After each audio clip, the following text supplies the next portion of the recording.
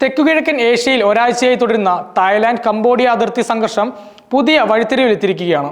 American president Donald Trump ഈ വിഷയത്തിൽ താൻ ഇടപെട്ടെന്നും ഇരു രാജ്യങ്ങളും വെടിനിർത്തൽ ചർച്ചകൾക്ക് തയ്യാറാണെന്നും അവകാശവാദം ഉന്നയിച്ചു. തന്റെ സോഷ്യൽ മീഡിയ പ്ലാറ്റ്ഫോമായ ട്രൂത്ത് സോഷ്യലിലൂടെയാണ് ട്രംപ് ഈ പ്രസ്താവന നടത്തിയത്. ഇരു രാജ്യ തലവന്മാരുമായും വ്യാപാര കരാറുകൾ മുൻനിർത്തി താൻ ചർച്ചകൾ നടത്തിയെന്നും സംഘർഷം അവസാനിപ്പിക്കാതെ വ്യാപാര ചർച്ചകൾ മുന്നോട്ട് കൊണ്ടുപോകാനാകില്ലെന്നും ട്രംപ് വ്യക്തമാക്കി. ട്രംപിന്റെ വാക്കുകളിൽ തായ്ലൻഡ്, കൊളംബിയ രാജ്യങ്ങളുടെ തലവന്മാരുമായി നല്ല ചർച്ചയാണ് ഉണ്ടായത്. ഇരുവരും ഉടൻ തന്നെ വെടിനിർത്തൽ നിലവിൽ വരുത്താനും സമാധാനം പുനഃസ്ഥാപിക്കാനും താല്പര്യപ്പെടുന്നവരാണ്. യുഎസുമായി വ്യാപാര ചർച്ചകൾ നടത്താൻ താല്പര്യമുണ്ട്. എന്നാൽ സംഘർഷം അവസാനിപ്പിക്കാതെ അത് നടക്കില്ല.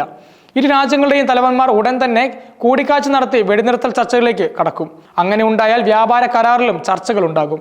എന്നാൽ ട്രംപിന്റെ ഈ അവകാശവാദം എത്രത്തോളം യാഥാർത്ഥ്യമാണെന്നത് ചോദ്യചിഹ്നമായി തുടരുകയാണ്.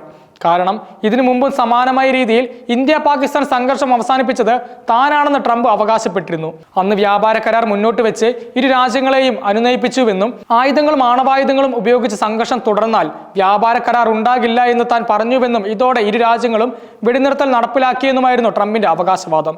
എന്നാൽ വെടിനിർത്തൽ ഉണ്ടായത് പാകിസ്ഥാന്റെ അഭ്യർത്ഥന പ്രകാരമാണെന്നും ആരും മധ്യസ്ഥത വഹിച്ചില്ലെന്നും അന്ന് കേന്ദ്ര സർക്കാർ നിലപാട് വ്യക്തമാക്കിയിരുന്നു. ഈ മുൻകാല അനുഭവം തായ്ലാന്റ് കംബോഡിയ വിഷയത്തിൽ ട്രംപിന്റെ അവകാശവാദങ്ങളെ സംശയത്തിന് നിഴലിൽ നിർത്തുന്നു. നിലവിൽ തായ്ലാന്റും കംബോഡിയയും തമ്മിലുള്ള അതിർത്തി സംഘർഷം രൂക്ഷമായിക്കൊണ്ടിരിക്കുകയാണ്. ഒരാഴ്ച നീണ്ട സംഘർഷത്തിൽ ഇരുഭാഗങ്ങളുമായി ഇതുവരെ 30 പേർക്ക് ജീവൻ നഷ്ടപ്പെട്ടു. അതിർത്തി പ്രദേശങ്ങളിൽ താമസിച്ചിരുന്ന 1,00,000-ഓളം ആളുകളെ ഇതിനോടകം മാറ്റിപ്പാർപ്പിക്കേണ്ടി വന്നിട്ടുണ്ട്.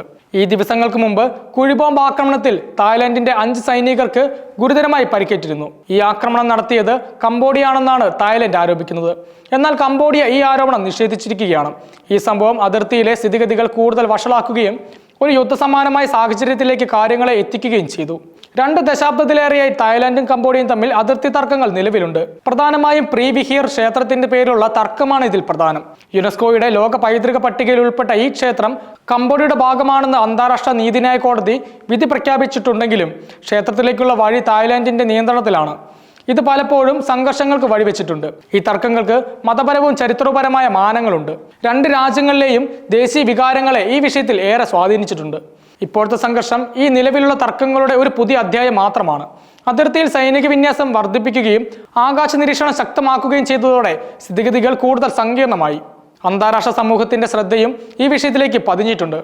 പല രാജ്യങ്ങളും സംയമനം പാലിക്കാനും സമാധാനപരമായ ചർച്ചകളിലൂടെ പ്രശ്നങ്ങൾ പരിഹാരം കാണാനും ആഹ്വാനം ചെയ്യുന്നുണ്ട്. ഐക്യരാഷ്ട്രസഭയും പ്രാദേശിക സംഘടനകളും മധ്യസ്ഥ ശ്രമങ്ങൾ നടത്താൻ തയ്യാറാണെന്ന് അറിയിച്ചിട്ടുണ്ട്. ട്രംപിന്റെ അവകാശവാദം ഒരു വശത്ത് നിൽക്കുമ്പോൾ അതിർത്തിയിൽ നിന്നുള്ള യഥാർത്ഥ റിപ്പോർട്ടുകൾ ഭീകരമാണ്. സാധാരണ ജനങ്ങൾ ഭീതിയിലാണ് കഴിയുന്നത്. വീടുകൾ ഉപേക്ഷിച്ച് പലായനം ചെയ്യേണ്ടി വന്നവർക്ക് ഭക്ഷണവും താമസ സൗകര്യങ്ങളും അടിയന്തരമായി ആവശ്യമുണ്ട്. സംഘർഷം കൂടുതൽ വഷളാകുകയാണെങ്കിൽ അത് മേഖലയുടെ സാമ്പത്തിക സ്ഥിതിയെയും സാരമായി ബാധിക്കും. വിനോദസഞ്ചാരത്തെ ആശ്രയിച്ച് ജീവിക്കുന്ന ഒരുപാട് പേർക്ക് ഇത് വലിയ തിരിച്ചടിയാകും. അതിർത്തിയിലെ സങ്കീർണമായ സാഹചര്യം കണക്കിലെടുക്കുമ്പോൾ ട്രംപിന്റെ മധ്യസ്ഥതാവാദം ഒരു രാഷ്ട്രീയ നീക്കമാണോ അതോ യഥാർത്ഥത്തിൽ സമാധാനത്തിനായുള്ള ശ്രമമാണോ എന്ന് പറയാൻ കഴിയില്ല. ഇരു രാജ്യങ്ങളും തമ്മിൽ നേരിടുന്ന സംഭാഷണങ്ങളും അന്താരാഷ്ട്ര മധ്യസ്ഥതയും മാത്രമാണ് ഈ സംഘർഷത്തിന് ഒരു ശാശ്വത പരിഹാരം കാണാൻ സഹായിക്കുക. വ്യാപാര കരാറുകൾ ഒരു പ്രലോഭനമായി ഉപയോഗിക്കുന്നത് എത്രത്തോളം പ്രായോഗികമാണെന്നും കണ്ടറിയേണ്ടിയിരിക്കുന്നു. അതിർത്തിയിലെ വെടിനിർത്തൽ ചർച്ചകൾ നടക്കുമോ അതോ സംഘർഷം കൂടുതൽ ആളിക്കത്തുമോ എന്നത് വരും ദിവസങ്ങളിൽ വ്യക്തമാകും. സമാധാനം പുനഃസ്ഥാപിക്കാൻ ഇരു രാജ്യങ്ങളും തമ്മിലുള്ള വിശ്വാസവും സഹകരണവുമാണ് ഏറ്റവും നിർണായകം.